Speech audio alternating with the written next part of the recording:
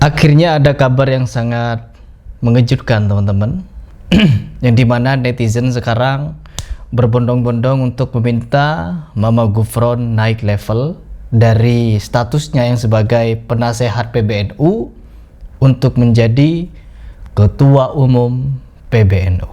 Ketua PCNU Surabaya Mas Duki Toha membenarkan bahwa Abuya Mama Gufron memang merupakan salah satu mustasyar atau Dewan Penasehat di MWCNU. Ada beritanya dan diakui. Jadi kalian nggak perlu heran kenapa Mama Gufron ini di PBNU sendiri tidak ada yang berani mengkritik dia, tidak ada yang berani membubarkan kajian dia, tidak ada yang berani mengecam dia, baik dari tubuh PBNU pun atau dari MUI. Jadi kemarin ketika saya memberikan pembahasan bahwa Mama Gufron ini patut untuk ditindak tegas, untuk tidak diberikan lagi kesempatan untuk berceramah atau membuat suatu majelisan, yaitu tidak berguna juga teman-teman. Kenapa? Gufron sekarang tengah digadang-gadang untuk menjadi pengganti Yahya Khalil Stakuf, yaitu Ketua Umum PBNU. Namun di samping itu juga Mama Gufron tengah sakit hati ketika ada pengikutnya atau netizen di seluruh Indonesia membuat petisi agar Mama Gufron diangkat menjadi Ketua Umum PBNU. Ada juga kabar bahwa Mama Gufron tengah diejek atau dikatakan sesat, menyesatkan. Coba kita dengar seperti apa kemarahan Mama Gufron ini.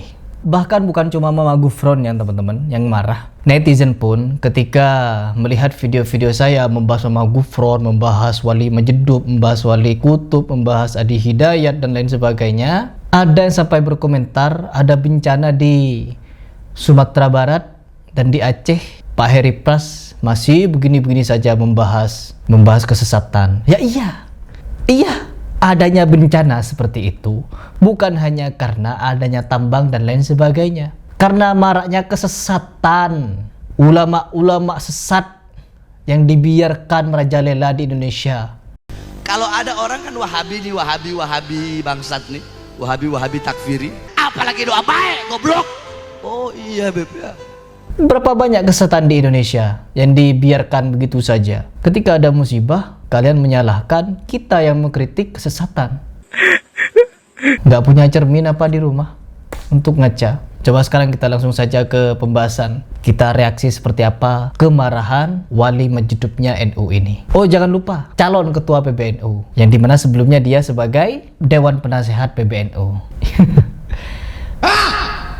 Wani-wani nyebut sesat ke saya. Sudah kapan tirakatnya? Sudah kapan cinta kepada negaranya, cinta kepada rakyatnya? Saya topati jiwa raga. Keluarga saya seorang pahlawan, topati jiwa raga untuk Pancasila Indonesia. Betul atau tidak? Bongkar sama saya semua. Tak bongkar semua. Apa yang mau dibongkar? Bongkar apa? Ya, Pak Mama apa? Pak Mama Gufron. Lanjut dulu. Loh, kok diem? Di alam kubur pun 40 hari 40 malam. Ya. Ketemu ini. Sampai ketemu dengan baginda Rasulullah Sallallahu Alaihi Wasallam. Tuh, si Gufron ini, si Mama ini, Pak Mama Gufron pernah mengalami dikubur katanya selama 40 hari 40 malam. Bertemu dengan ini, bertemu dengan itu, dan ujung-ujungnya bertemu dengan Rasul Sallallahu Alaihi Wasallam. Calon ketua PBNU, kata netizen ya, bukan kata Heri Pras, tapi kata netizen lagi marak ingin mengangkat Gufron sebagai ketua PBNU. Ya semoga terwujud lah agar semakin hebat PBNU. Jarang-jarang Wali Kutub, Wali Majedub menjadi ketua. Sekarang waktunya nih Mama Gufron buat naik level dari Dewan Penasehat PBNU menjadi Ketua Umum PBNU. Pengen tepuk tangan teman-teman ya. Jadi pengen tepuk tangan. Lanjut dulu.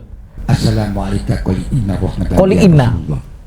wabarakatuh. Jadi bertemu dengan Nabi sallallahu alaihi wasallam mengucapkan assalamualaikum qoli inna. Qul inna rahmatan. La syukal aliyya ma fi Allah. Ma fi Allah. Ngeri kalau kita Ngeri teman-teman. begitu lemah lembutnya seperti kapas. Kapas La teman-teman. Begitu lemah lembutnya seperti kapas. La quli inna syukal aliyya ma fi Allah. alayya. Pembicaraannya lemah dan lembut. Uish. Luar biasa ya Allah. Ini Stop, dibuka sedikit. stop, gak kuat saya ya. Gak sanggup saya nonton Gufron lama-lama. Tapi tidak apa-apa. Kita sekarang lagi ingin mendeklarasikan, membuat petisi. Karena petisi kemarin, petisi Harry Pras atau ungkapan Harry Pras yang disampaikan kepada umat NU dan kepada MUI mungkin tidak akan digubris. Nggak bakal teman-teman. Sebagaimana saya dulu 700.000, hampir 1 juta penonton. Kalau digabung semua video saya membahas Weldo, meminta MUI, meminta PBNU atau ormas-ormas manapun, sampai saya nentang Banser untuk meringkus Weldo, gak ada teman-teman. Bansernya, PBNU-nya, MUI-nya, aparatnya, gak ada yang bergerak. Apalagi saya kemarin ketika mendeklarasikan, tolonglah MUI untuk negur si Gufron ini, untuk tidak lagi ceramah, gak bakal ada respon. Karena apa? Orang seperti Gufron, orang penting. Penting dia di PBNU, teman-teman. Dewan Penasehat. Jadi ketika menasihati orang-orang di organisasi NU itu, makuli inna rahmatan, askoli gitu nanti dia di PBNU. Kan enak. Semua umat di PBNU diajari bahasa makuli inna, bahasa semut. Kan sakti semua nanti. Inilah yang terjadi di negara kita. Kebanyakan orang-orang aneh, nyeleneh, sesat, menyesatkan. Orang yang sejatinya merusak agama ini, mencela agama kita, menista agama kita, dianggap sebagai wali Allah, dianggap sebagai orang yang berkeramat, dianggap sebagai panutan dalam beragama. Miris sebenarnya, miris. Demi Allah saya miris. Cuman apa boleh buat? Di Indonesia sudah terbanyak termakan dengan doktrin, tenggelam dengan doktrin haluisme, takayul, dan khurafat. Jadi memang ini tantangan berat untuk menasihati umat yang sudah ratusan tahun dicekoki dengan ajaran haluisme, takayul, bid'ah, dan khurafat. Jadi ya mau sampai kapanpun kita harus rongrong orang seperti ini untuk tidak lagi dipercaya umat.